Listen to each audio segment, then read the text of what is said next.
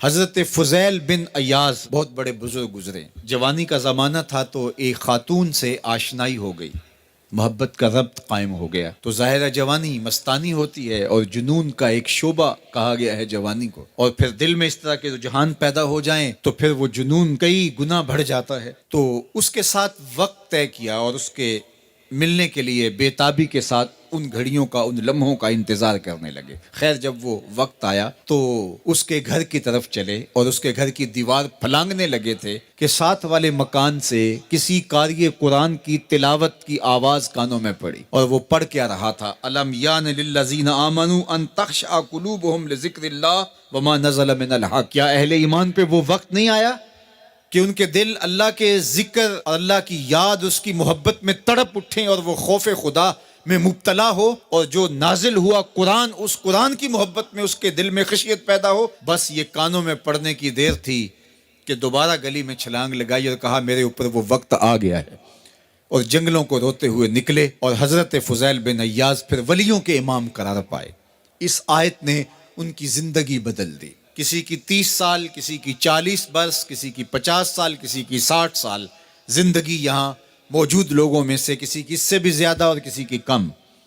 اس آیت کریمہ کو ذرا اپنے اوپر وارد کریں تو اللہ ہمیں نصیب کر دے کہ ہمارے دل تیرے خوف سے کانپ اٹھے اور تیری خشیت سے ہمارے دل لرز اٹھیں، اور قرآن کے ساتھ ہمارا ربط مضبوط اور مستحکم ہو جائے، اور ہم یہ اقرار کرتے ہوئے تیرے حضور حاضر ہو جائیں، مالک وہ وقت آ گیا ہے کہ ہمارے دل تیری یاد سے، تیری محبت سے، تیرے پیار سے مالا مال ہو گئے، اور اپنی باقی زندگی ہم تیرے پیار میں، تیری محبت میں اور تیری یاد میں بسر کریں گے. حدیث پاک میں آتا ہے کہ اگر کوئی شخص اللہ کے خوف سے رویا اور اللہ کے خوف سے رونے کی وجہ سے اس کی پلکوں کے بالوں میں سے ایک بال کی جڑ گیلی ہو گئی تو قیامت کے دن وہ بال کھڑا ہو جائے گا، اللہ یا تو مجھے نکال لے یا اسے جنت عطا فرما دے. تو اللہ جل شانہ اس بال کو تو آنکھ سے نہیں نوچے گا، بلکہ اس شخص کو اللہ جنت عطا فرما دے گا. اللہ اکبر.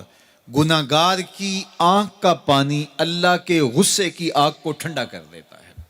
اس لیے ہمیں رونے کا کہا گیا، فَلْيَضْحَكُوا قَلِيلًا وَلْيَبْكُوا كَثِيرًا. اللہ اکبر. ارشاد فرمایا کہ تھوڑا ہنسا کرو، زیادہ رویا کرو. صحابہ کو ہنستے ہوئے دیکھا تو آقا کریم علیہ السلام نے فرمایا کہ تمہارے تک اللہ کی امان نہیں پہنچی اور تم ہنس رہے ہو. عرض کی حضور اس کا کفارہ؟ تو فرمایا اس کا کفارہ یہ ہے کہ جتنا ہنسے ہو اتنا ہی تمہیں رونا پڑے گا. میں اور آپ ذرا اپنی زندگی پر غور و تدبر کریں. ہماری زندگی میں ہنسنا زیادہ ہے یا رونا زیادہ ہے؟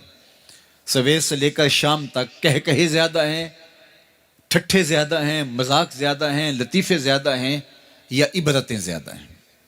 تفکر زیادہ ہے، تدبر زیادہ ہے، سوچ بچار زیادہ ہے، یاد الہی میں تڑپنا زیادہ ہے، آنکھوں سے یاد خدا میں بہنے والے آنسو زیادہ ہیں، یا غفلت سے پھوٹتے ہوئے کہے زیادہ ہیں؟ مجھے اور آپ کو اپنی زندگی کا ضرور محاسبہ کرنا چاہیے. ٹھٹھوں سے، مذاق سے ہماری مجلسیں بھرپور ہوتی ہیں. ہم دن میں جتنا ہنستے ہیں کیا اس کا 10واں حصہ بھی ہم تنہائی میں بیٹھ کے اللہ کی یاد میں روتے ہیں؟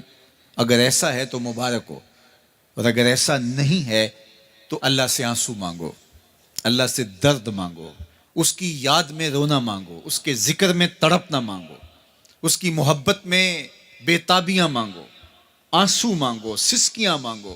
تڑپنے پھڑکنے کی توفیق دے، دل مرتضیٰ سوز صدیق دے. اس کے حضور عرض کرو کہ مالک ہمیں تڑپ دے، ہمیں سوز و گداز دے، ہمیں کیف و سرور کی دنیا نصیب فرما دے، ہماری آنکھوں کو آنسوؤں کا جمال عطا کر دے. اور اگر ہماری آنکھوں میں آنسو نہیں ہیں، ہمارے پاس کہے ہیں، کہتے ہیں جو ہنستا ہوا گناہ کرے گا وہ روتا ہوا جہنم میں جائے گا، اور جس نے یہاں دکھ سہے، تکلیفیں سہی، آلام سہے، اس کے بدلے میں اللہ تعالیٰ اس کو وہاں راحتیں عطا فرمائے گا. فرمایا کہ مومن کے پاؤں میں کانٹا بھی چبھے تو اللہ جل شانہ اس کا صلہ بھی اس کو قیامت کے دن عطا فرمائے گا. تو یہ جو تفکرات ہیں، یہ جو دکھ آتے ہیں، یہ جو تکلیفیں آتی ہیں، مصائب آتے ہیں، مشکلات آتی ہیں، اذیتیں ہمیں پہنچتی ہیں، تو اس پر صبر کرنا چاہیے اور اللہ کا شکر ادا کرنا چاہیے کہ ہم ان مصائب سے گزر رہے ہیں، ان مشکلوں سے گزر رہے ہیں. اور اگر کسی شخص کی زندگی میں دکھ ہے ہی نہیں، سکھ ہی سکھ ہیں، تو پھر وہ سمجھے کہ وہ فتنے میں مبتلا ہے. اس لیے زندگی کے اندر یہ آنے والی تکلیفیں، زندگی میں ملنے والے دکھ، اذیتیں، یہ اللہ تعالیٰ کی طرف سے ہمارے اوپر ایک انعام ہے، اور اللہ تعالیٰ جل شانہ اس کے بدلے میں ہمیں آخرت میں صلہ عطا فرمانے والا ہے. تو فرمایا رجل ذکر اللہ خالیا ففاضت عیناہ، وہ شخص جس نے تنہائی میں بیٹھ کے اللہ کا ذکر کیا، اللہ کو یاد کیا، اور پھر کیا ہوا؟ فرمایا اس کی آنکھوں سے آنسو ٹپکنے لگے. تو میرے اور آپ کے آقا و مولا نے فرمایا قیامت کے دن جب کوئی سایہ نہیں ہوگا، یاد الہی میں رونے والے کو اللہ اپنے عرش کا ٹھنڈا سایہ عطا فرما دے گا. تو یہ رونا بہت بڑی دولت ہے، یہ بہت بڑی سعادت ہے.